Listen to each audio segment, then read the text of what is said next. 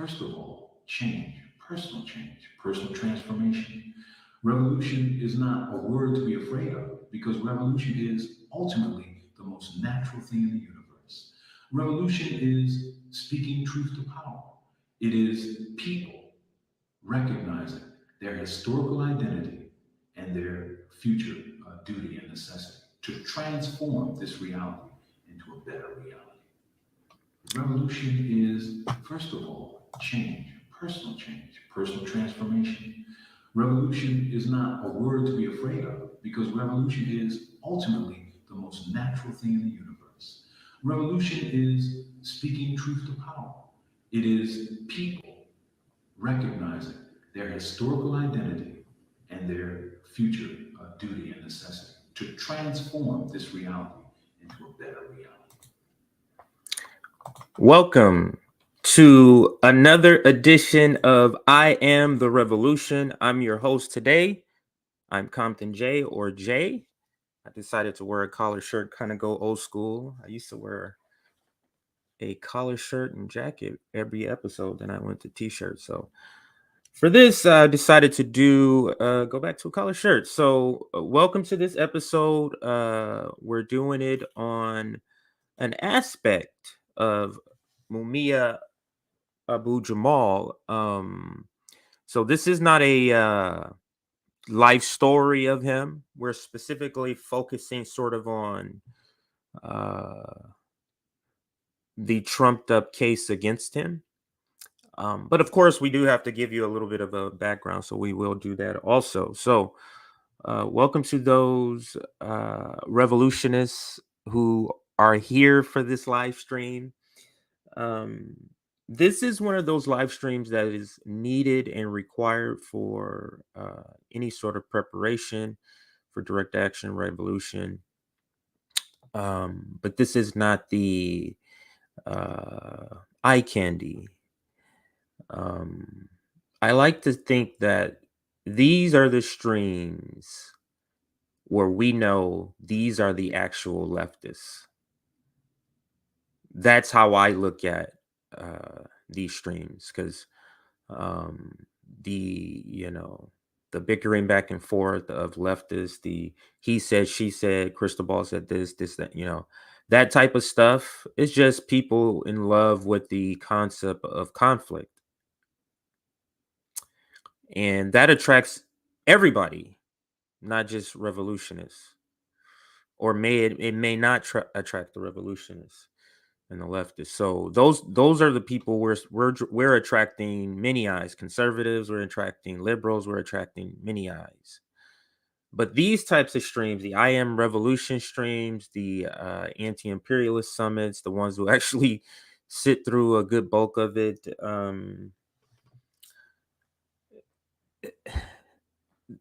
I mean, that's how I look at it. I look at it as those are the people who are at a place where they're either being radicalized to the extreme of being revolutionists, or they've already been there for a while. So thank you for being here. Like this stream so we can get a couple of more people in the chat and let's have a discussion. There is some video content we'll be playing. I think it's 3 different videos we'll be playing, but started with this one from Twitter. So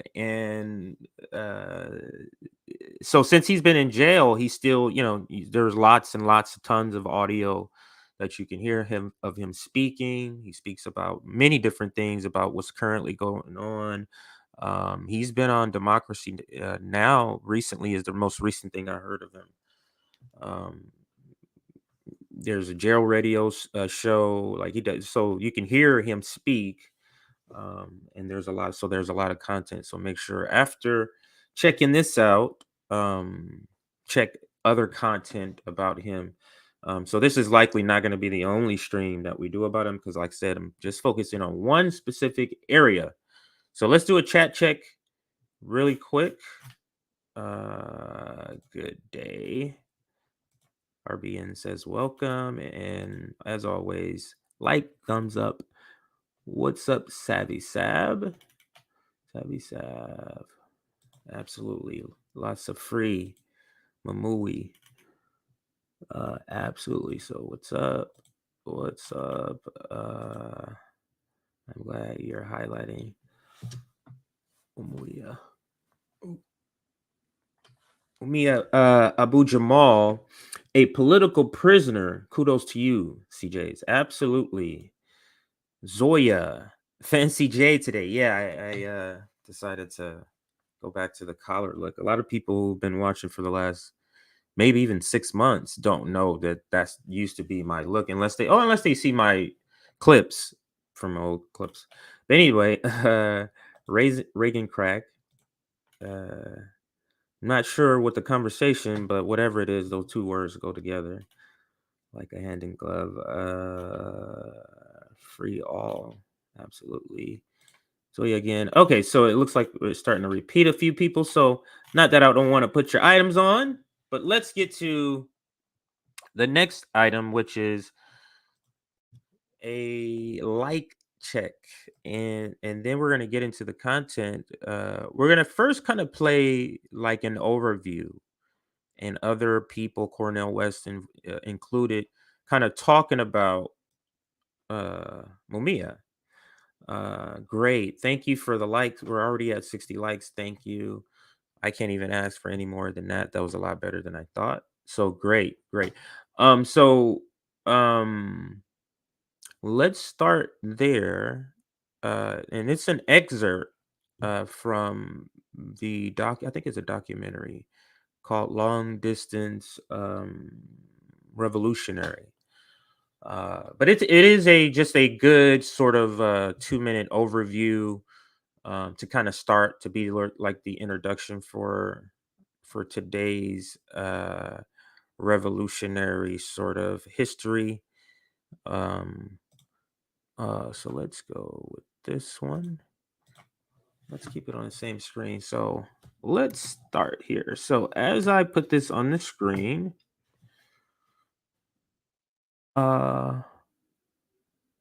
there was another one I was supposed to do before the month ends, so I may do a special. I'm gonna try to squeeze in a special stream. I'm gonna try to squeeze in a special stream tomorrow. I don't know what time. It could be day or night, because I was also supposed to cover the Vanguard, which is yeah. I'm not supposed to tell you what it is, but yeah, I was supposed to cover the Vanguard, and then before this month end, and tomorrow is the last day of the month, so I'm probably gonna do that if I can find time somewhere. All right, so let's get to this sort of overview video, and then we'll move on to I gotta look at the notes. Hold on.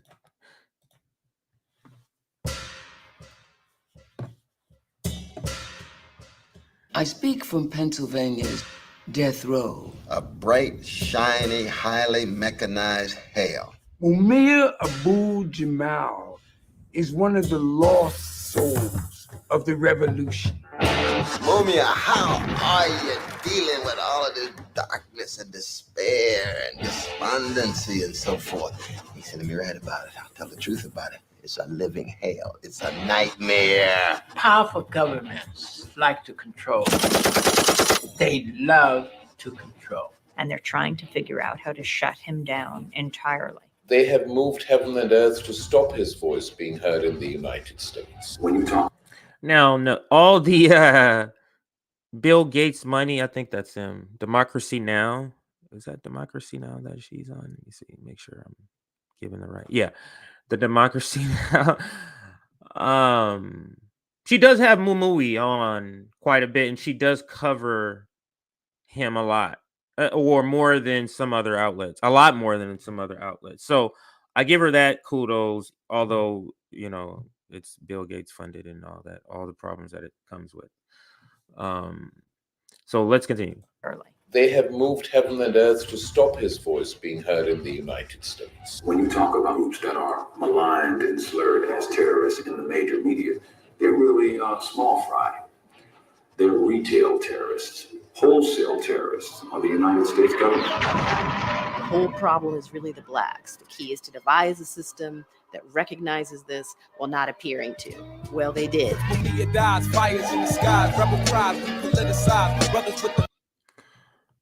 I don't know if people saw that on the screen. If you thought they were just putting up the words of what Nixon said, or what they thought, the person who was speaking on the screen, but these are actually Richard Nixon's words.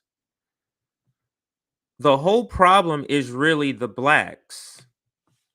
The key is to devise a system that recognizes this while not appearing to. Isn't that sort of, that is actually the description of, that could be part of the description of the entire African experience on the United States soil. This here, the whole problems. Let's go through the names that blacks have had. The whole problem really is the niggers. The whole problem really is the Negroes. The whole problem, it really is the coloreds. The whole problem really is the blacks. So anytime through history that we've been here,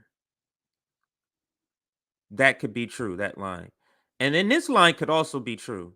The key to devise a system that recognizes that the nigger, the colored, the black, the Afro-American, the Negro is the problem while not appearing to. That literally is, that's the description of our, one way to describe our experience. So, and that's coming from Richard Nixon. And if you think, if you think he's inventing something instead of him realizing or just outwardly expressing something that he already knows has been there already, that's all this is. This is not like him inventing an idea. So let's continue with the video. While not appearing to. Well, they did.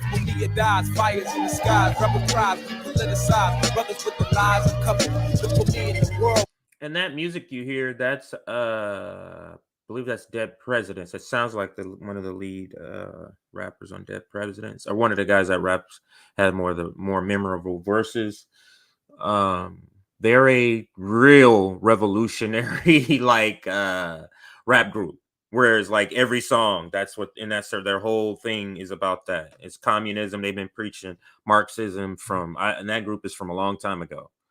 Like, is it the 90s? Maybe late 90s, maybe just the 90s, I think, early 2000s, maybe.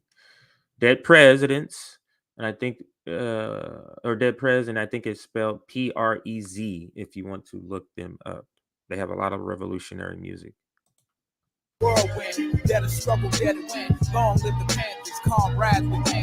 Abu-Jamal, found guilty of murder, could get death for killing officers. Abu-Jamal, sentenced to chair. He's cop killer. Slain officer's wife praises the jurors. Guilty as you all, free Mumia Abu-Jamal. There were reports being written on him since he was 14 years old. I think it impelled me towards radicalism generally, with, of course, the help of the Philadelphia Police Department.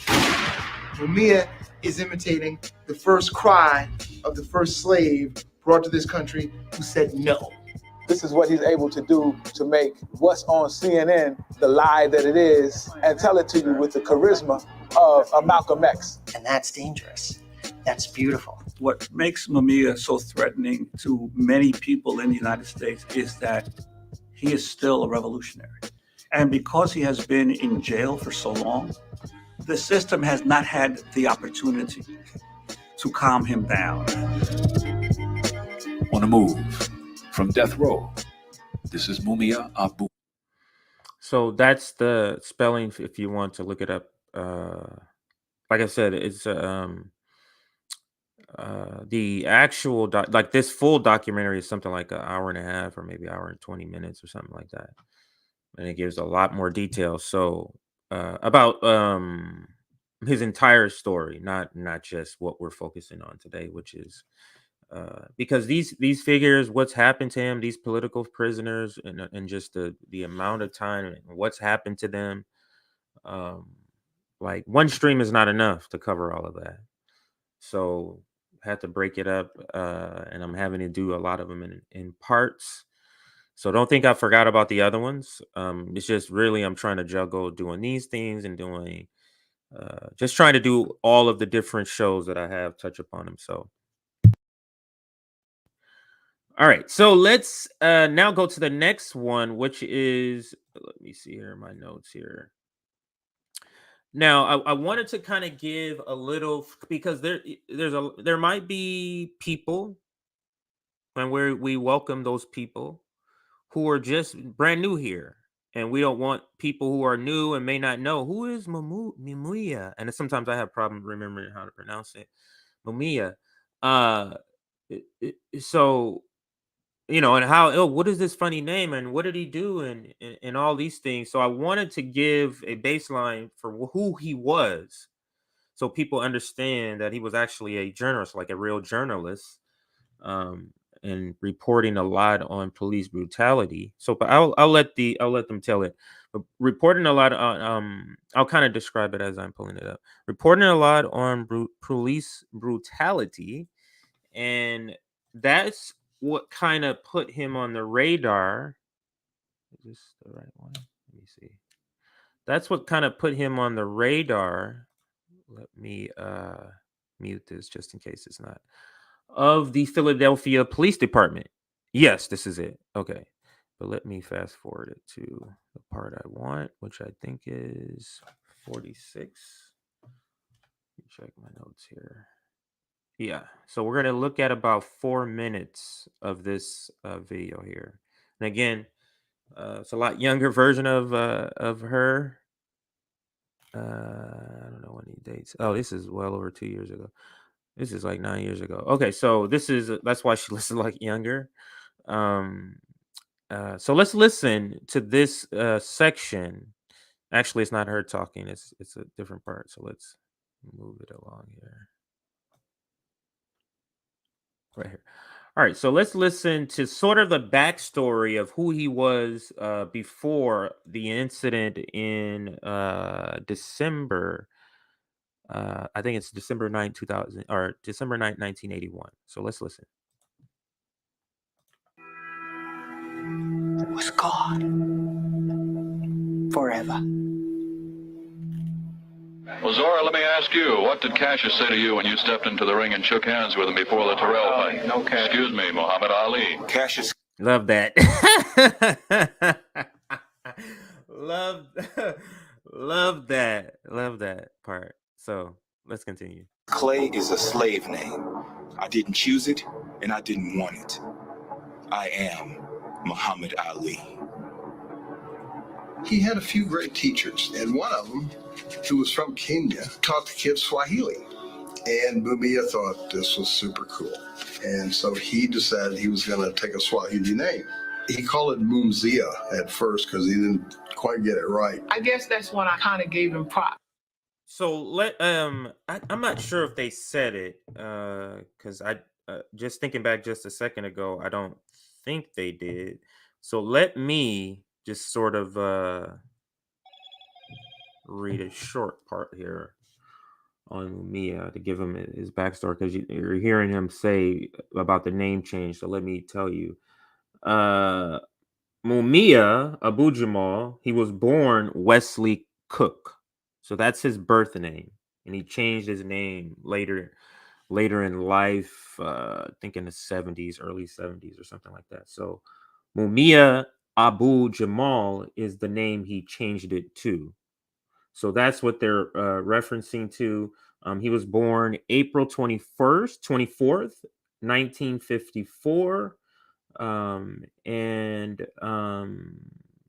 The police officer, just so you know who it was a 1981 murder of Philadelphia police officer Daniel Faulkner, Faulk Ner, Daniel Faulkner. All right, just to get it kind of a backstory because I don't think they mention it here. All right, so let's continue. Pops, you got a new name. You know, this is really great. You dropped your slave name. I don't know what his mother thought of that. I'm not sure he insisted that she call him Mumia. I don't care nothing about that stuff. I named you Wesley Cook. That's your name. I don't care what you try to call yourself. You Wesley Cook. And she fought it for so long. But I know that Mumia went through some days where he ignored her calling him Wesley Cook. You know, I changed my name, Mom. In the name of the greatest people that have ever trod this earth, I draw the line in the dust and toss the gauntlet before the feet of tyranny, and I say segregation now, segregation tomorrow, and That's Joe Biden's old buddy. segregation forever.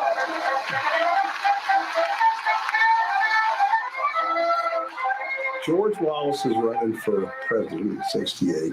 The civil rights movement is in full cry in the South. The country is changing. It's being led by groups like SNCC and the Panthers.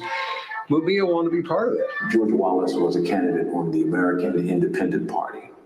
Very, very right-wing. Although he probably wouldn't be considered very right-wing in terms of America's political context today, would he? Ain't that something? Very, very right wing, but wouldn't be considered as extreme today. And this video is probably like 10 years or more ago.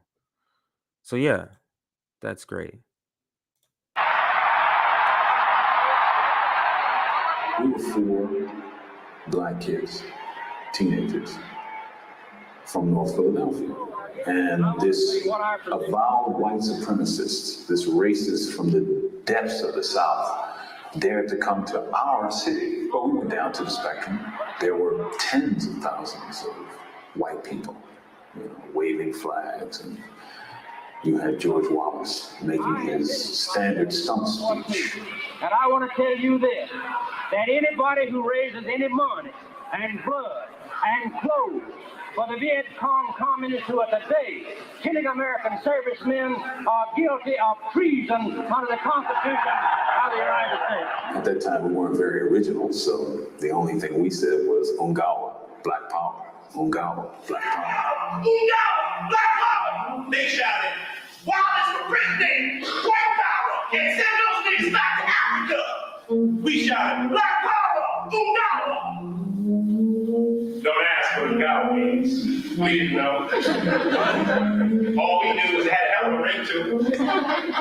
The police surrounded us, in a matter of moments, and escorted us, rather roughly, I should say, out of the spectrum. There were people spitting on us, nigger this, nigger that.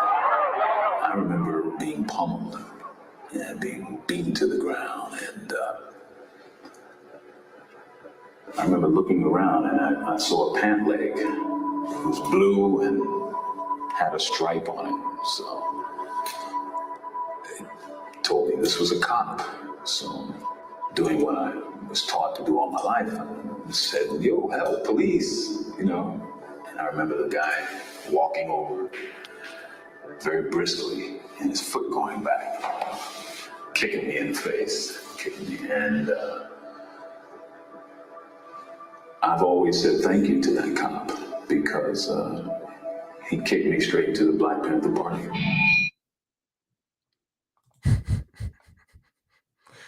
That was his moment of radicalization, is basically what he's saying. That's his moment of radicalization because that experience kicked him into the Black Panther Party. And that's sort of the backstory. Then it goes into a little bit more of the current story, which I'm going to use a different video for. So I'm going to pause it right there. And then we're going to get into the main video for today.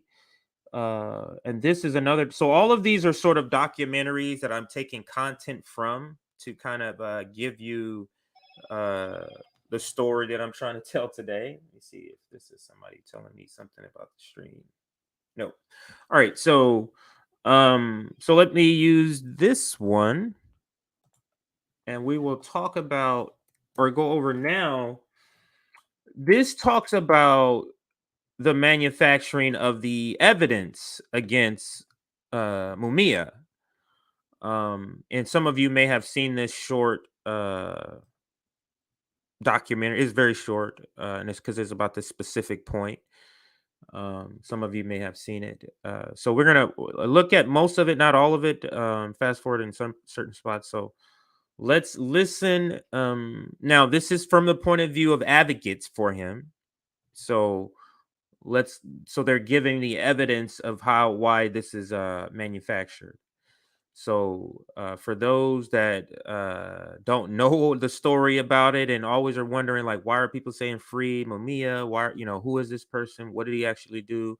What is the evidence? That's what we're going to cover sort of right now. Now they do give the overall story, so don't think that they don't cover that. They don't go right into it. So they do kind of give the overall story. So let's listen.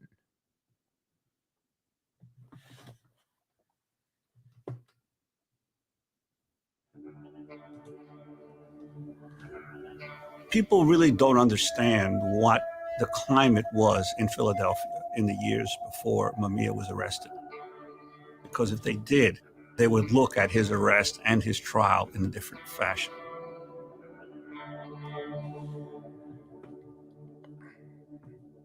In 1982, Philadelphia journalist Mumia Abu-Jamal was convicted of first-degree murder in the killing of police officer Daniel Faulkner. On the July 4th weekend, he was sentenced to death. In 2001, federal court judge William Yan overturned Abu-Jamal's death sentence as illegally imposed and unconstitutional. Yet So that was like 20 years that he served, because 82, I think he said 2001. So yeah,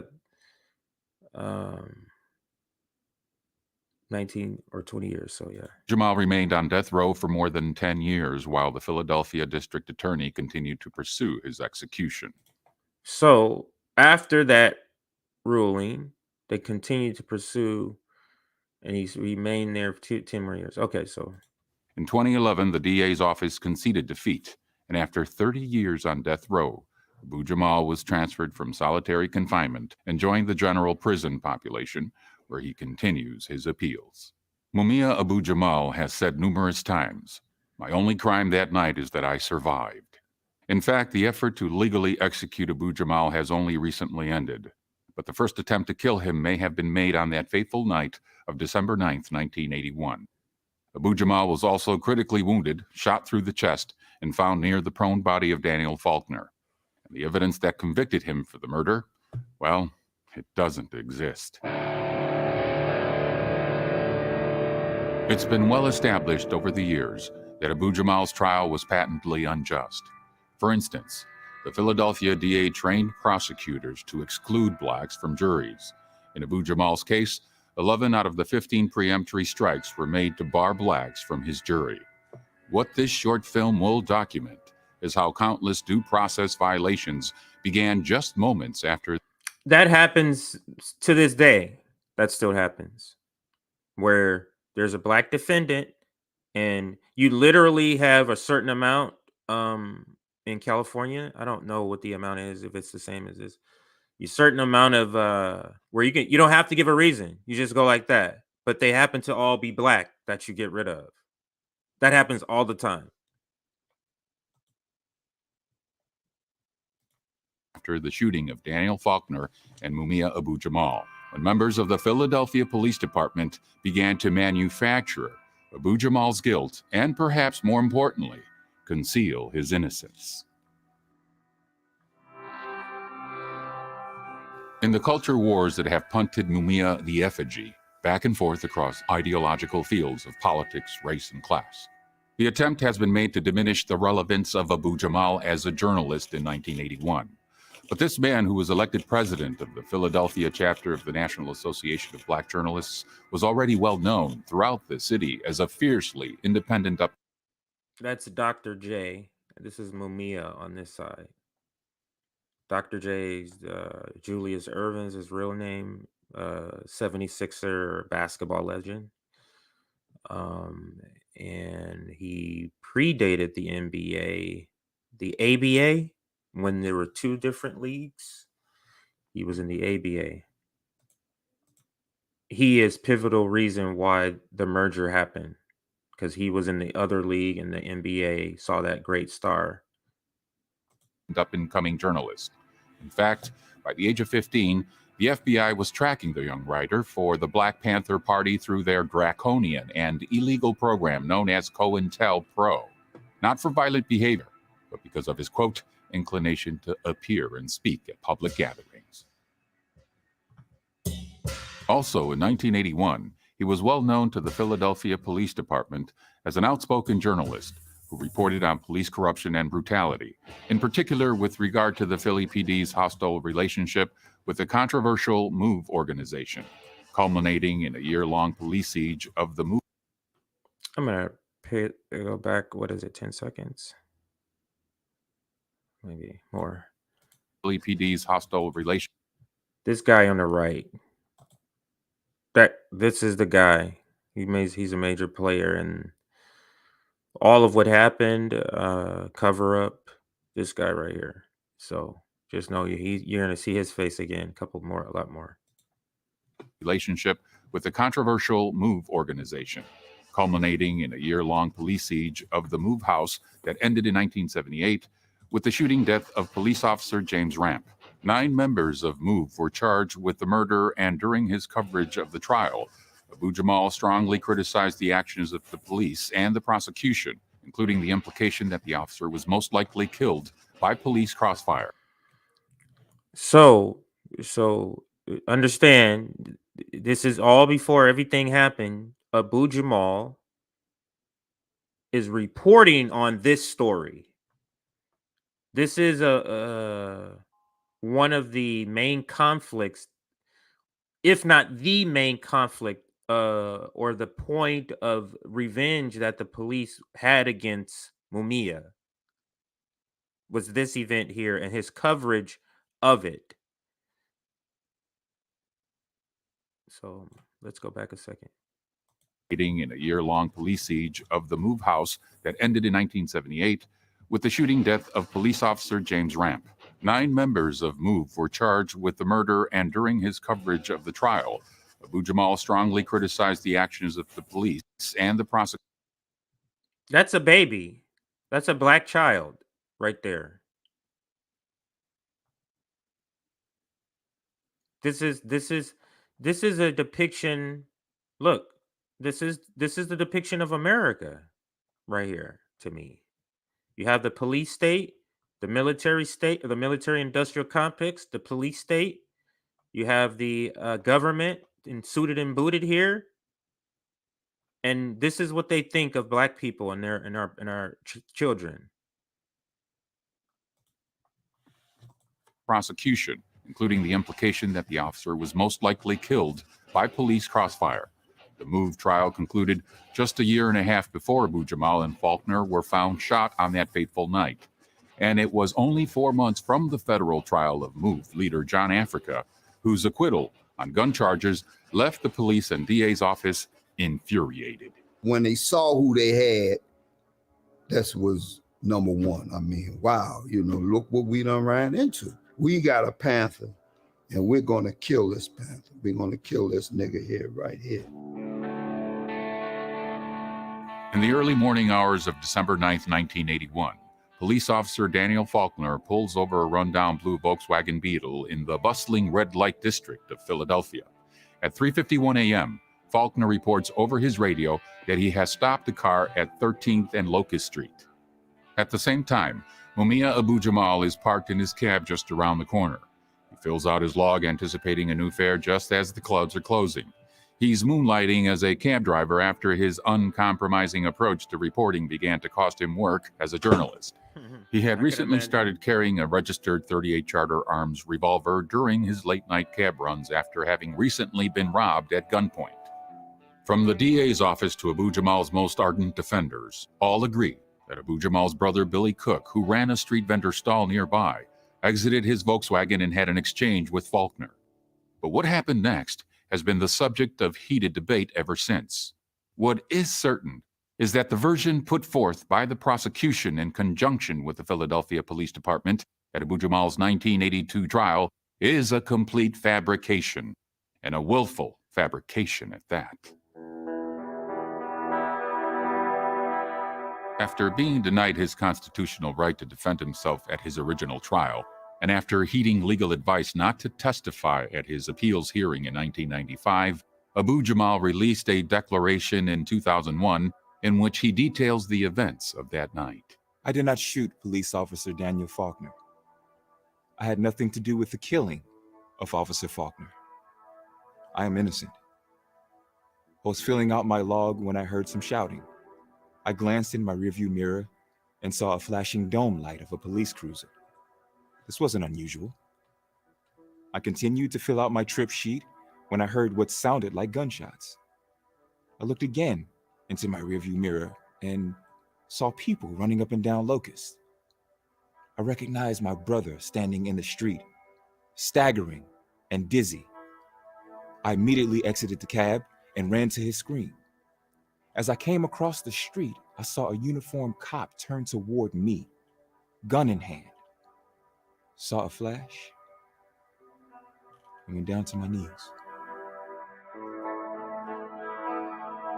Now, the prosecution claimed that Abu-Jamal's brother, Billy Cook, was alone in the Volkswagen. Officers James Forbes and Robert Shoemaker testified at the 82 trial that they were the first officers to arrive on the scene and that they immediately found Abu-Jamal's gun as well as Faulkner's gun. Inspector Alfonso Giordano would arrive 3 minutes later and take control of the scene as the ranking officer. At pre-trial hearings, Giordano testified that Abu-Jamal confessed to the murder when Giordano asked him where his gun was, and Abu-Jamal replied, "I dropped it beside the car after I shot him." Cab driver Robert Chobert testified he was parked just behind Faulkner's squad car, witnessed the shooting, and identified Abu-Jamal as the shooter. Prostitute Cynthia White also testified that she saw the shooting. Her testimony matched that of Robert Chobert's. All of these claims, most of which form the foundation of the prosecution's case, were manufactured.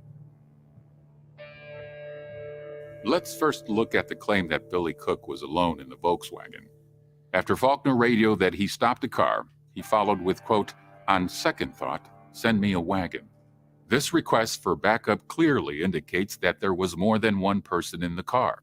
Then in 1995, Captain Edward D'Amato admitted that a driver's license permit for a man named Arnold Howard, a business partner of Cook's, was found on Faulkner. Again, strong evidence that there was more than one person in Billy Cook's Volkswagen. In 1982, the police and prosecution illegally kept this evidence from Abu-Jamal and his defense attorney. Why were they suppressing this evidence of other potential suspects in the shooting of Daniel Faulkner? Now, what about the immediate recovery of the weapons? Radio transmissions from the scene to Central Command over the next 15 minutes contradict the testimony of Officers Forbes and Shoemaker. No officer reports immediately finding any weapons. In fact, nearly 5 minutes later, officers on the scene report that Faulkner's gun is missing. It was 14 minutes before it was reported that the suspect's gun was recovered and that they had the doer in custody. There is no report that Abu-Jamal confessed. There is no report that a witness or witnesses identified anyone as the shooter. Prior to the arrival of the police mobile forensics unit, freelance photographer Pedro Polikoff arrives, moving freely through the crime scene and snapping off more than 24 photos. These photos show, contrary to police regulations, that the area was not. So let me just pause it here, because you might be thinking, why, maybe I saw that comment on Rockfin comments. This is easy. Why don't they just show them the evidence? This is what makes the person a political prisoner. It's like where you clearly have a case where the person should not be in jail and there's evidence to get him or her out, or there's evidence or the evidence that was given to convict them was so flimsy. It's ridiculous, right? This is what makes them a political prisoner. It's like the people in power don't even want to give him they don't want to judge him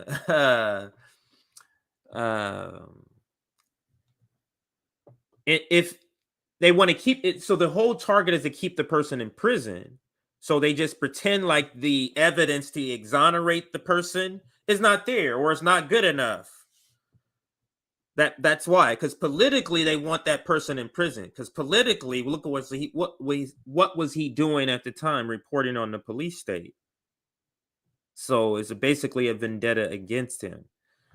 So yeah. So let's now I think that was on Rockfin about this is what makes the person a political prisoner, is that this is obviously this person should be let out of jail because of evidence or the lack thereof. Was not properly secured to preserve evidence. The photographs also show Officer Forbes walking around carrying both guns in his bare hand. This lack of regard for forensic evidence looks more like willful intent to manipulate a crime scene when you consider the following. Police reported no fingerprints on the guns. No tests were done on Abu-Jamal's hands for gunpowder residue. Contrary to police regulations, Officer Forbes failed to immediately turn over the weapons to the mobile crime unit. In fact, the weapons were not turned over for 2 hours. Later, the police falsely described the bullet from Faulkner's head wound as too damaged and deteriorated to do a comparison ballistics test with a bullet fired from Abu-Jamal's gun. But photographs of the bullet clearly show the identifying characteristics, its twists, the number of lands and grooves, and the relative widths. Instead, the prosecution claimed that the bullet was, quote, consistent with one fired from Abu-Jamal's Charter Arms 38 revolver. Although police ballistics expert Anthony Paul admitted this is true of, quote, multiple millions of guns. During appeals, when Abu-Jamal and his legal team demanded independent testing to determine if the bullet was fired from Abu-Jamal's gun, their request was denied, first by Judge Albert Sabo, and then later by federal court judge William Yawn. What all of this clearly illustrates is that, in fact, there is no physical evidence that Abu-Jamal shot Faulkner, or that his gun was the murder weapon. But what about eyewitness testimony? What about Cynthia White, the prostitute whose testimony was the linchpin to the prosecution's case? Several times after the shooting, she was arrested only to be let go after she signed updated witness statements. Each time, the story changed to make a stronger case against Abu-Jamal. By the time the case went to trial, her statement fit perfectly into the prosecution's case. Witnesses Pamela Jenkins and Yvette Williams swore that White said she was scared for her life under police threats if she didn't testify as they wanted. Witness Veronica Jones blurted out on the witness stand at the 1982 trial that the police told her Cynthia White was given a deal to say that Abu-Jamal was the shooter. Jones testified that the police threatened her to ID Abu-Jamal as well. What's more, all the civilian witnesses, both for the prosecution and the defense, testified that they didn't see Cynthia White on the scene, or only later after the police arrived. And what about eyewitness Robert Chobert? His testimony was arranged most likely by Inspector Alfonso Giordano. The official police photos, as well as Polikoff's photos, show Chobert's cab was not parked behind Faulkner's squad car as claimed by Chobert and the prosecution. In fact, Chobert was driving illegally that night on a suspended license while on probation after being paid to throw a firebomb into a grade school. During appeals, Chobert admitted that in exchange for his testimony, the prosecution said they would assist with his probation. What's more, Chobert later admitted that he was parked elsewhere and that his testimony was false. The prosecution offered 2 more eyewitnesses, Michael Scanlon and Albert Magilton. Both men said that they did not see the shooting. Magilton only saw a man run across Locust Street. Scanlon explicitly described the man he saw as having an afro hairstyle and not dreadlocks. There are yet more troubling questions about what happened that night, questions that continually underscore the innocence of Abu-Jamal as well as the effort to frame him. 6 witnesses, including Robert Chobert, made statements that 1 or more people fled the scene. There is no evidence that investigators ever pursued this person or persons, and, according to these witnesses, they were subjected to police threats, coercion, or offered favors by the prosecution. William Singletary, a local businessman, said he was standing on a nearby street corner and witnessed the shootings. Immediately after, he tried to give his statement to police that Abu-Jamal arrived after Faulkner was already shot. Homicide detectives interrogated and threatened Singletary with bodily harm as well as the trashing of his business if he testified in favor of Abu-Jamal. And then Abu-Jamal's brother, Billy Cook, later swore that his business partner, Ken Freeman, was in the car with him and participated in the shooting of Faulkner. Cook said police threatened him with his life and that he too would be charged with Faulkner's murder if he testified for his brother at trial.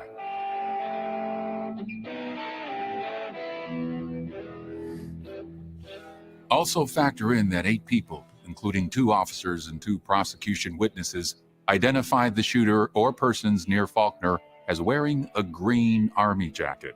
But Billy Cook was wearing a blue Nehru-style jacket, and Abu-Jamal was wearing a blue quilted ski jacket with wide red zigzag stripes. In 1999, a career criminal and self-described hitman Arnold Beverly confessed he shot Faulkner in the head and that Abu-Jamal arrived after Faulkner was shot and had nothing to do with the shooting. Without providing any reason except that the confession was too late, the Pennsylvania and federal courts have refused to even admit this confession into evidence. Now, while the prosecution supposedly had 4 witnesses to the shooting, none of their witnesses ever said they saw Abu-Jamal get shot. The prosecution argued that as Abu-Jamal came across Locust Street, he shot Faulkner in the back, and as Faulkner turned and was falling down, he pulled his gun and shot Abu-Jamal. An upward shot through his chest. While the prosecution tried to explain the clear downward trajectory of the bullet as a ricochet off his ribcage, medical evidence is clear. The bullet moved cleanly into Abu-Jamal's chest, through his lung and lodged near his liver in an uninterrupted downward line. The prosecution's rendition of how Abu-Jamal was shot is physically impossible. But perhaps the most striking fabrication of the case presented to jurors in 1982, a falsehood that formed the emotional foundation of the prosecution's case and its success in securing a death sentence, is the testimony of Cynthia White and Robert Chobert that Abu-Jamal shot Faulkner, execution style, standing directly over him and unloading 4 rounds, somehow 3 miss and only 1 strikes Faulkner in the face. Now, what this claim actually shows is the clear intent by members of the Philadelphia Police Department and the District Attorney's Office to frame Mumia Abu-Jamal for a crime he did not commit.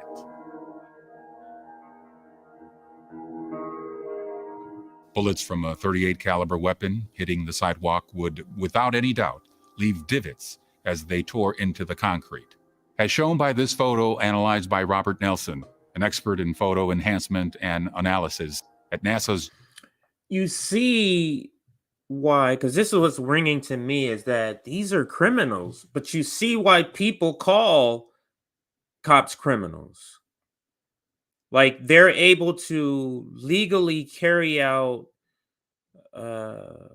terror or police terror. They're able to legally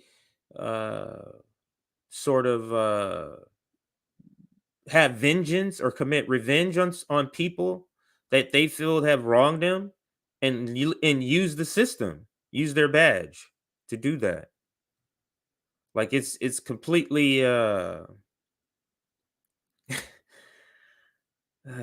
defund the police. I'll leave it there and let's get back to the video because it's ridiculous. Like, I'm looking for, like, there's a ton of shows that say all the good stories, but you notice they're all saying the same good stories. Because I used to watch all these shows, like the Forensic Files, I think, which is one of the shows that started all these shows, and then the First 48 was like the most popular one. But all the in between shows, right? All those cases, it was a lot of the cases I would watch on one show, and the other show would tell it just from it's like, it would tell the same story. There's a lot more bad stories to tell about the police than there is good stories. But we want to keep funding them because we believing what they're telling us about the crime rate. And we're going to be bringing on, RBN is going to be reaching out to Alex Vitale, who is the author of The End of Policing, a book called The End of Policing. And he is I guess you would call him an expert if there is such a thing. He's an expert in the field. He was talking about defunding the police before we had the slogan defund the police. It was divest, something in divest.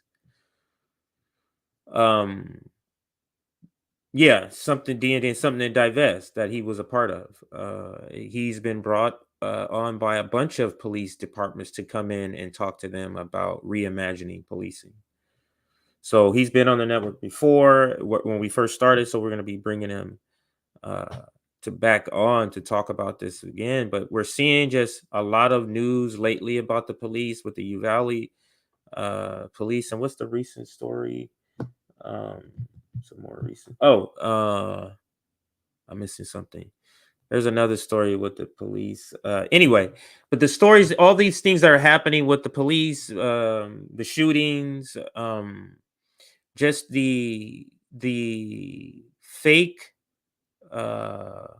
shell that they've worn, mask that they've worn all these years, has finally been cracked, and people are seeing them for who they are. Just really just a bunch of cowards and criminals with badges, writing tickets and extracting money from us. Let's get back to the video. NASA's Jet Propulsion Laboratory. The concrete was, as Nelson determined, quote, completely smooth. This photograph proves that White and Chobert could not have seen, as they claimed at trial, anyone stand over Faulkner and fire. This clearly supports, along with the other evidence of police intimidation, that their testimony was arranged to support a patently false, physically impossible rendition of the crime. This execution-style account invented by the police and prosecution was a key part of their concerted effort not only to get a guilty verdict, but the death penalty. Mumia Abu-Jamal's arrest for this murder was shocking to all who knew him or knew his work. The headline of the Philadelphia Inquirer the next day was unusually sympathetic, stating, "The suspect, Jamal, an eloquent activist not afraid to raise his voice." Philadelphia Inquirer, December 10, 1981. Arrested and charged with murdering a police officer, Abu-Jamal from the very outset acted on his innocence, twice requesting a police lineup, a direct challenge to prosecution witnesses to identify him. He knew the real shooter, or shooters, must have fled the scene. But the court denied his requests for a lineup, just as they would deny his request for funds that would pay for defense investigations, as well as expert ballistics witnesses. What's been presented here is evidence of a concentrated effort to frame a man who had been the object of hatred among members of the Philadelphia Police Department for more than a decade. Though it was denied by police, the admitting doctor at Jefferson Hospital, where both Abu-Jamal and Faulkner were admitted, noted injuries indicating that Abu-Jamal took a serious beating in addition to his critical gunshot wound. Supported by civilian witness statements, Abu-Jamal himself recounts being punched, kicked, and rammed headfirst into a pole by officers arriving on the scene. After being thrown into a police van, Inspector Alfonso Giordano assaults Abu-Jamal in the head with a police radio while hurling racial slurs. A former commander of the Philadelphia Police Department stakeout cops, Giordano was in charge of the raids on the offices of the Philadelphia chapter of the Black Panther Party in the late 1960s, when Abu-Jamal was a prominent member. Giordano was also in charge of the year-long police siege of Move in 1978, which typified racial tensions in the city at the time and resulted in the subsequent trial of the Move 9. When Giordano arrived on the crime scene to find the wounded journalist Abu-Jamal, he knew exactly who he was, and from that moment on, all police attention was directed to producing evidence of Abu-Jamal's guilt and nothing else. I mean, this is just the Uvalde police rings this story that they're talking about what happened with Move and how they had no convictions, and like it's like the Uvalde police fucked up big time, and now they're in cover-up mode. This is what we're giving our tax dollars to and continue to do.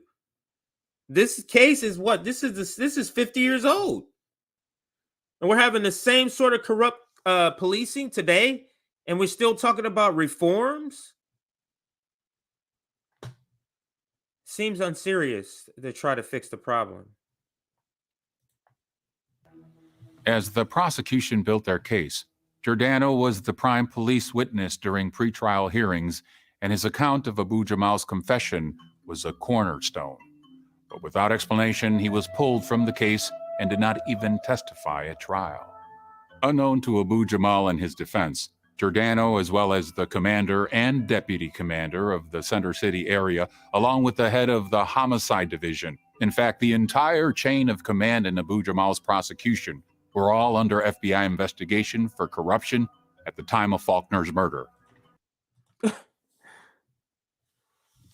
You see what makes him a political prisoner?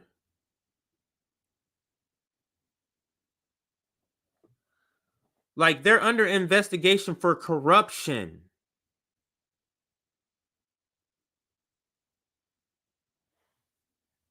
And you don't think they're going to make up a bunch of shit?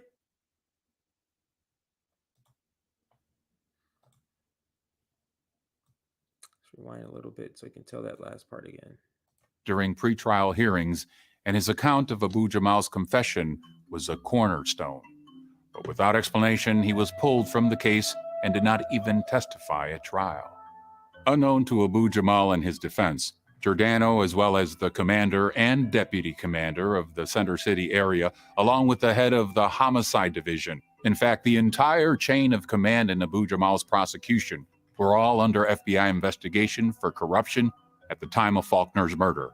Giordano was removed from his post as a command inspector and relegated to desk duty after the FBI and the Justice Department apparently informed Philadelphia District Attorney Ed Rendell that Giordano was under investigation for corruption and his testimony at Abu-Jamal's trial would undermine their case.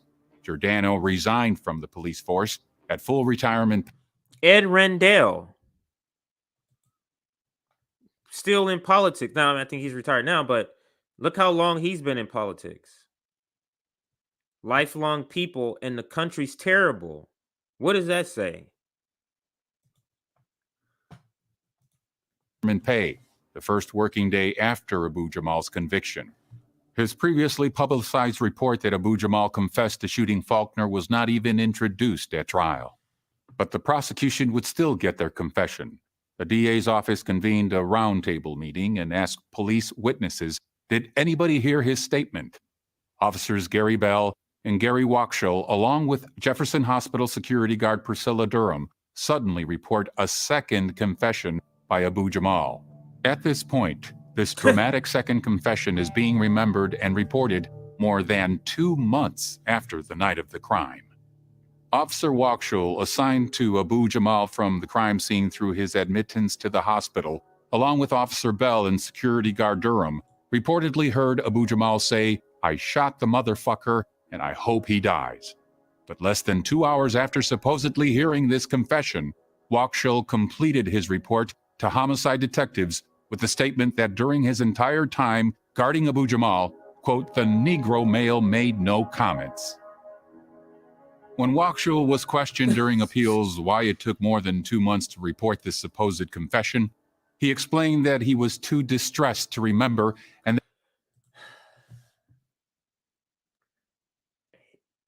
He was too distressed to remember the only thing that he needs to remember, which is a confession. Like, this is like next level ridiculousness. But again, this is what makes him a political prisoner, because this is clearly he is in prison and they're keeping him in prison and refusing him to come out for political reasons. It's not because of what they've charged him for, because he's innocent of that.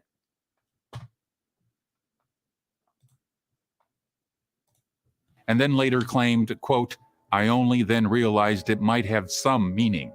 Security guard Priscilla Durham, who had aspirations to become a police officer herself, later admitted to her stepbrother that she lied about hearing this confession. And what about Dr. Anthony Coletta, who was with Abu-Jamal from the time he arrived in the emergency room until he went into surgery, and stated that he did not hear nor hear of any confession made by Abu-Jamal in the hospital.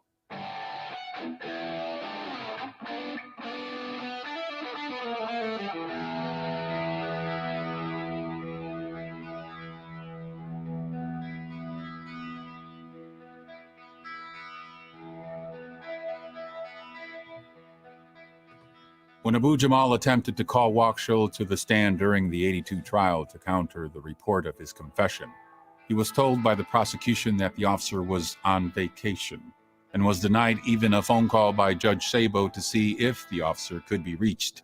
When Abu-Jamal protested this blatantly unreasonable and unjust denial, Sabo's response was, "Your attorney and you goofed." A comment of such cruelty is no surprise given the obvious bias and racism of Judge Sabo, who promised to a fellow judge in the presence of court reporter Terry Maurer Carter that, quote, "I'm going to help them fry the nigger."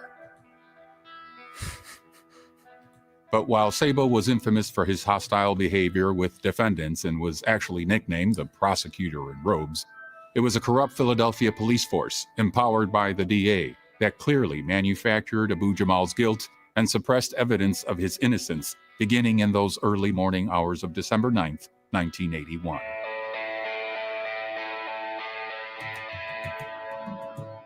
In 1998, from the bowels of death row, Mumia Abu-Jamal made this statement, a statement that reaches back into Philadelphia's unquestionably racist history and shines a bright light into the darkness.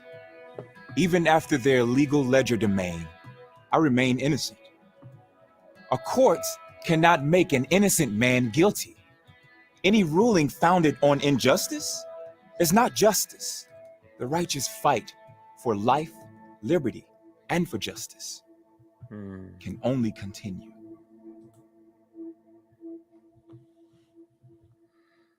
So that is the short documentary that we're going to be covering today. But again, lots of good information in this documentary that I wasn't aware of.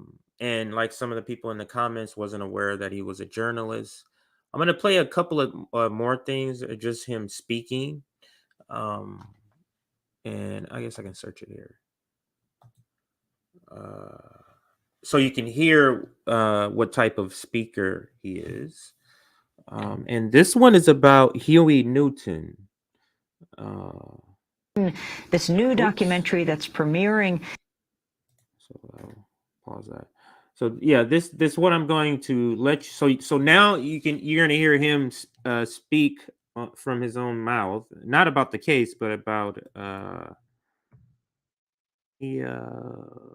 Huey. Let's see, that's enough. Yeah, the genius of Huey Newton. We'll listen to a little bit of it. If you don't know this channel, Afro Marxists, check them out. Afro Marxists, check them out. Mumia has a lot of content you can find on YouTube, so it's not any short of that. But yeah, let's listen to a little bit of this. He's speaking about a fellow Black Panther, the founding member of the Black Panthers. And remember, Mumia is a Black Panther also, but the Philadelphia chapter. So let's listen to Mumia speak about the genius of Huey Newton. The genius of Huey P. Newton. To those of us who were alive and sentient, the name Huey P. Newton evokes an era of mass resistance, of Black popular protest, and of the rise of revolutionary organizations across the land. To those of subsequent eras, youth in their 20s, the name is largely unknown, as is the name of his greatest creation, the Black Panther Party. To those of us now known as old heads or elders, such a transition from then to now seems almost unimaginable. But alas, looking out into the present world is proof positive that the old saying, history is written by the victors has more than a grain of truth to it. History, it seems, is many things, but kind to the oppressed, it is not. It never has been. It is up to the oppressed of every generation to plumb the depths of history and to excavate the ore of understanding, to teach us not what happened yesterday, but to teach us why today is like it is, so that we may learn ideas to change it. For history belongs not so much to those who have lived it, but more so to those who have inherited it. It is in that spirit that we examine the life of Huey P. Newton. Huey Percy Newton was born in Louisiana, 1942, named for the populist Louisiana Governor Huey Pierce Long, known in the state as the Kingfish. Like many blacks in California, Huey would carry the rhythms of the South in his speech, and when nervous, it would rise to a disconcerting twang. Perhaps this accounted for his self-consciousness, his wariness of speaking in public. His family, like tens of thousands of others, formed the last legs of the great migration of black flight from the apartheid South to the North and to the West. He would enter the streets of Oakland a slender, short, beautiful boy, and the prospect terrified him. For while Now you can hear the writer. You know what I mean? Like you can tell, or maybe not, you can't. I feel like I can hear there's a difference in a person who's a great orator, who's a great orator. You hand me the right words, and then there's a difference in a person who's a good writer who also can speak. He's a great writer, and you can hear his talent. So for those like the earlier in the stream where they talk about they're not really, just trying to make it seem like he was a Black Panther and he was just a troublemaker and he wasn't a real journalist. But he was a real journalist, and you can hear his skills here in this. And we're going to listen maybe another 30 seconds, 45 seconds, a minute of this. I just want to get for everybody to grasp his writing style and hear his voice. His father thought the name Huey was a respectful tribute to a gifted politician, to the hard urban streets of Oakland, it was an invitation to an ass whipping. A scared boy does what's been done since the dawn of human time. He tells an older brother. Walter schooled him to attack the biggest guy in the pack and how to prevail. Keyed by his fear, Huey would follow these directions explicitly. He would throw his fear at the biggest guy in the bunch in the form of his fists, for Big Brother Walter taught him that the biggest guy often had the biggest fear, bigger than his own. He also learned that the best defense was often a stiff offense. The English poet William Wordsworth said, "The child is father of the man." Lessons learned in beardless youth became the matrix of the man he became.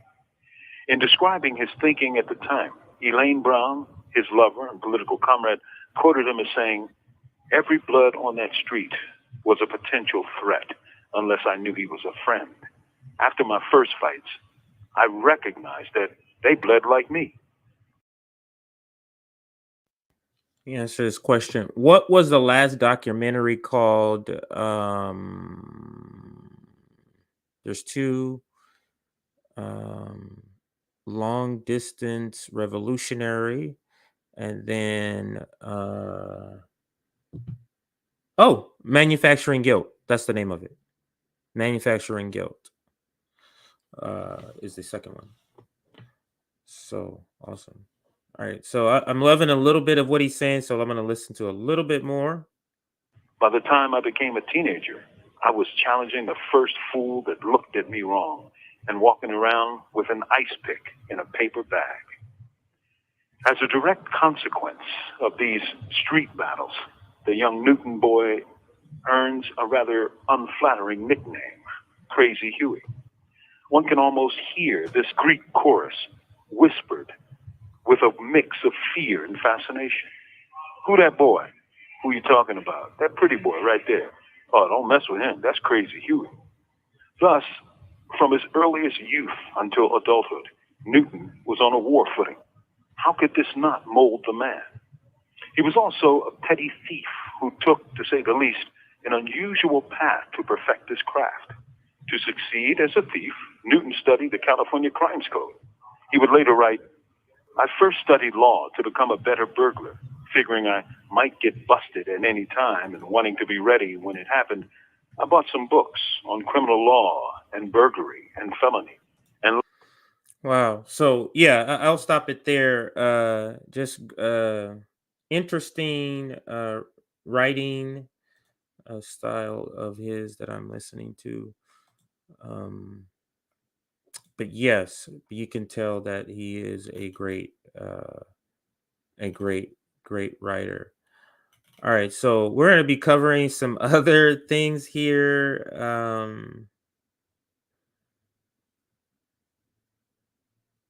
Wait, does he call in on here?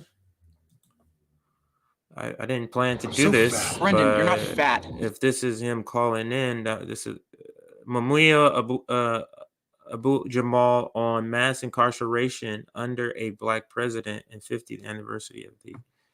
Wow. Pennsylvania. Mumia, we did not expect this call. The last time we had you on, Mumia, a federal judge denied a request for you to get life-saving medication that could cure your hepatitis C. Can you talk about your health right now and what's happening? well, you have to admit, against your better judgment, perhaps, but it's damn good entertainment, and it's unbelievable. I mean, this is the ultimate reality show. It's so real, it's unreal. I think it reflects clearer than anything we could have imagined the fall of empire. And, this is how democracies fall. History repeats itself. First time is tragedy, second time is farce. So it's interesting, it's entertaining, it's unbelievable, yet here we are. The last time we had you on, Mumia, a federal judge denied a request for you to get life-saving medication that could cure your hepatitis C. Can you talk about your health right now and what's happening? Well, this is one of my itchy days. So despite taking anti-itch medication, the itchiness has reflared. And so it's not a good day. It's not a comfortable day. We kind of got a situation where the judge, I think, performed a Solomonic act in breaking the baby in half. The judge did rule that the protocol of the Pennsylvania Department of Corrections was unconstitutional and a violation of the Constitution and deliberate indifference to the medical needs of at least 6,000 people in Pennsylvania prisons. He reasoned also that I had sued DOC officials, and that was a violation of what he called sovereign immunity. We respectfully disagreed, but he said what we should have sued was something called the Hepatitis C Care Committee. The fact is, until we had our hearing, we did not know that such a committee existed. So it would have been kind of magical to kind of stop the hearing and say, okay. I mean, it's clear what they're doing to Mumia. This is clear. Like somebody in the comments said, even the FBI knows this is a joke. Like, this is clear what's happening to him. They're inflicting this sort of pain, trauma onto him because of who he is, what he represented. Speaking truth to power, speaking truth to the police state. You can't have a one of them uppity Negroes with a little education who talks articulate.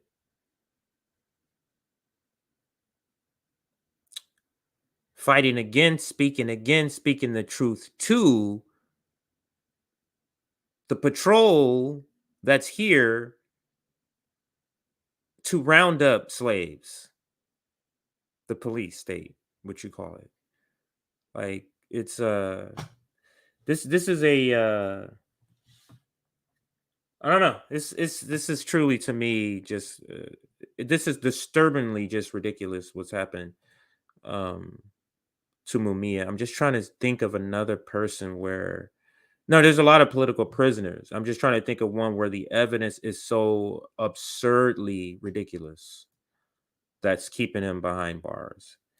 And right now I'm coming at a blank. It could be because we're watching it. Let me toss a couple of your comments. Let me toss up a couple of your comments, and then I'm gonna be heading out of here. Is there? Well, let's see. If is there any news that I need to report on? Is there anything? Can you throw in the comments? Is there any news today that's worth commenting on? I don't know what's hot. I don't know what's the top story out there. Just been reading or looking at a lot of Mumia content. So have been unplugged. Let me see. Usually Nick and Ryan Knight are pretty on it. Let me see what he's retweeting here.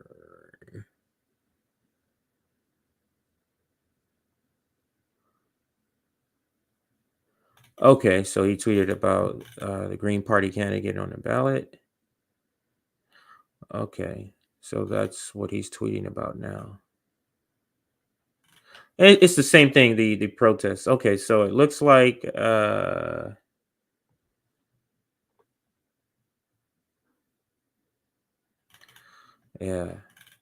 Ryan's going kind of hard.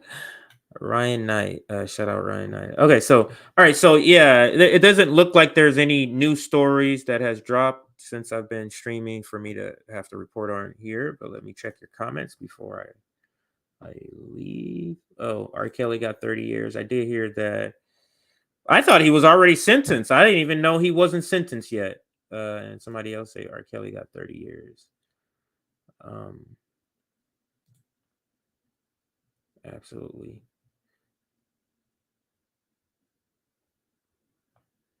Wow, I think that's something there. So it looks like so the only story that's new is R. Kelly. Anybody else? Any other story? Anybody else want to drop in the comments for me to? Yes. Yeah. Of course.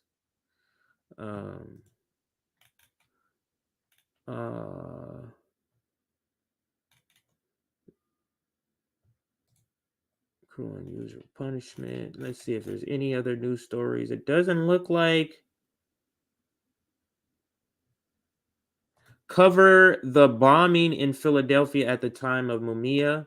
I want to also cover that, or maybe you're talking about the same thing, the move incident about what happened with the Philadelphia. It's so many things I want to cover. Like we really need to have a staff over here at RBN, a producing staff at least to get the content, because that's really what takes the longest is just getting the content together. As far as what I'm going to say, I really just do that off the cuff. I don't really write much down, unless it's a technical issue.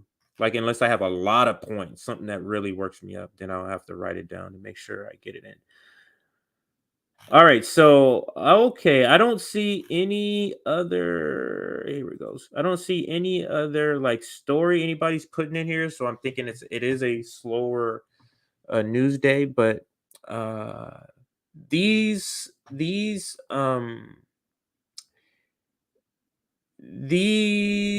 streams, like I said, these aren't the sexy streams, but these are absolutely the streams that we need as a community. in preparation for any sort of direct action or movement. These are the sort of streams that we must have. So this is one of them. I'm going to be doing another stream. I'm hoping I'm not committing myself to a stream tomorrow, and my wife has something else planned for me.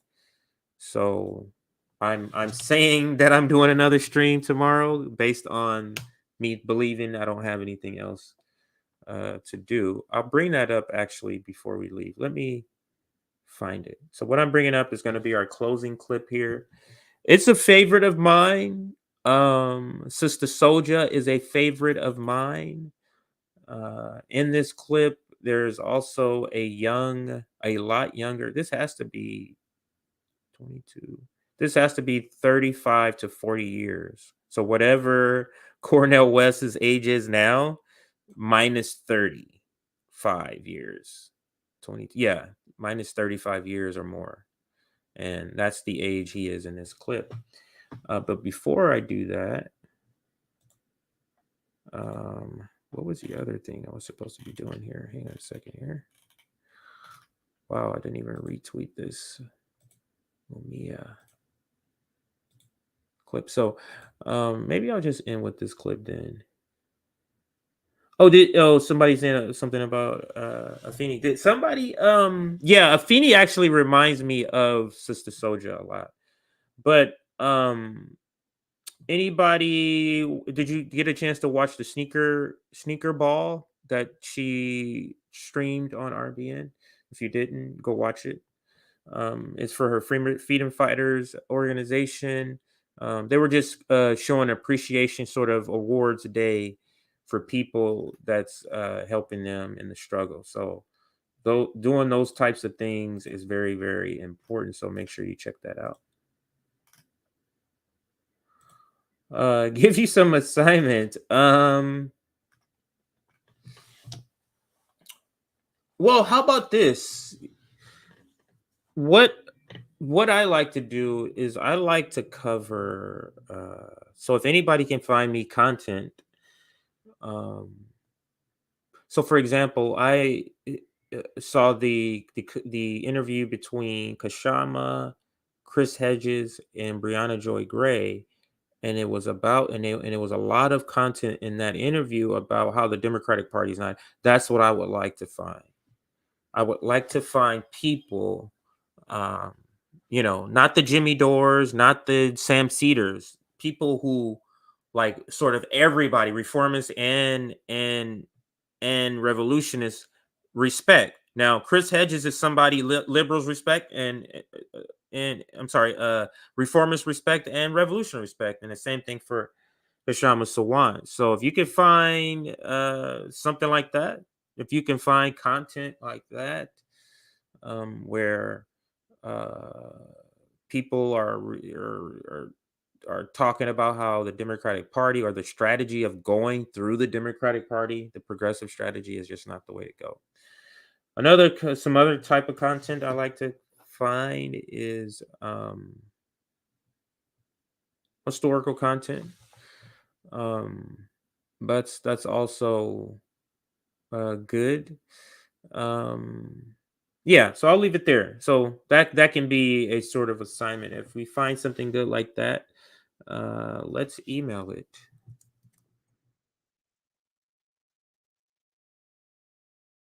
I'm gonna put the email here. You can email it or just wait till the next stream and send me the link. Put the link in the chat next time I'm in a stream, or next time you're in a stream of mine, I should say. So I put the email in the chat. We do have a Discord. We just haven't launched it. We do have a Discord. It's already set up. Apollo, friend of the network, Apollo set up Apollo and Zoya, if Zoya's still here. Zoya got Apollo to help with it. So I reached out to Zoya and Quaker Socialists. They recommended Apollo. Apollo and Zoya worked on the Discord. Now, I'm not one. We had a Discord before when we were called FHL. And it was, I mean, I guess it was a success. I never really got on it. Just wasn't my thing. But we will be launching it, and those who are part of our Substack will gain access. So to gain access to that, you need to make sure you are on our mailing list. So again, to gain access to that Discord once it launched, and I think it might be launching in July. It's just really just a matter of finding people that's gonna moderate it, I guess, or make sure it's ran. Just really, we have a meeting on the 17th. I guess I need to put that down as part of what we need to talk about here. So let me make that. So let me make that launch date for Discord. This is July meeting. All right, so yeah, that meeting is coming up in a couple of weeks. It's going to be a long meeting. I'll make sure I add that to one of the things we got to take care of. We're going to craft the launch date, but joining our Discord is the way to get access to that. Joining our Substack is the way to get access to our Discord. That's the right way to say it. So again, hit the like button, hit the thumbs up. This has been I Am the Revolutionary, or I Am the Revolution stream. Check out some of our other streams at I Am the Revolution. Check out some of those. Let me see if I can find the other graphic here. So we got some time. I ended early, so let me find the other graphic for the other show, the other content. If I'm able to do it tomorrow, if I'm able to, if my wife doesn't have anything planned for me, then this will be the content. It'll be another educational. I thought I made it at the same time. Is this it? This might be it. Let's see if I spelled it right. You guys, when I say I'm a bad speller, you may not understand how bad I am. It's really because I don't really care that it's spelled bad. Maybe that's a better way of saying it. Like spelling to me, it's not all that important. Anyway, let's get back. So okay, I got the graphic of the other stream I was thinking of doing. So how do I share that?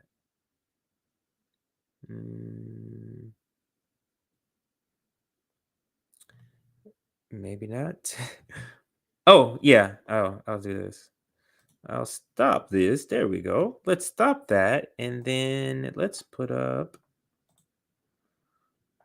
because I was trying to think, how do I replace a picture over this video here? And I was like, I can't do that. So let's just bring up photo. Where is, oh, I clicked the wrong thing. Sorry, everybody. So I need to click share. Click share. Windows. Entire screen. Nope. Windows. Preview. I think this is it here. Let's see if this is it. No? All right. So forget the sharing of the picture. It's on my desktop and I'm not figuring out how to share it. So let's just go back to our outro video. I'm going to thank everybody again for joining us for this stream, and look for another possible stream tomorrow if I don't have anything planned. And that is about the Vanguard. And we're just talking about the Vanguard when we're talking about Marxist Leninism. Okay. All right. So I will see everybody tomorrow. I won't be returning after this video. This video will end the stream, or the stream will end right after the video. Thank you for joining me today. And here is the outro video. Senator Bradley of the all-white United States Senate said we can't get there unless we all go there together. Sorry, none of us are where he is. That's number one. Number two, you're making a moral appeal to a country that doesn't have a moral conscience. The question becomes that when white people feel serious and angry and upset about abortion, they come out in the thousands up to the millions to say, this is what we believe about abortion. Where is the white outcry against white racism that murders African people all around this entire globe? It doesn't exist. So who are these white good people? I want to meet them. I want to see them. A few is not enough. But that might be all we can get. And guess what? I don't work with all I can get. What I work with is what I have. Listen, you have to have some confidence in the power of African people amongst ourselves to establish a foundation. We have. We have it. We have utter chaos in our cities, and you got to say that. You can have a program. I'm not saying we've built a lot of institutions, and those institutions have not been effective. The majority of millions of African youth in this country are dying mentally, dying spiritually, dying emotionally, dying academically. And you may have a program, Mr. Brown may have a program, but what we got to talk about is an American government that tracks millions of African people who don't go to your program, don't go to Brown's program. Millions of African people, not only here, but all around the world. And if we are not honest enough to say who are our friends, who are our enemies, to know what a friend is, to know what an enemy is, we will constantly be trying to get into people's parties, to shake our butts with them, to get them to like us. And that's not the question. The question is, what can we build amongst ourselves to secure ourselves from our enemies so that we will be able to survive into the future? Mayor Kelly. It's enough to know that if I walk out Washington, D.C. tonight, some black kid in Washington, D.C. is blowing up another black kid's head for repairing sneakers because the institution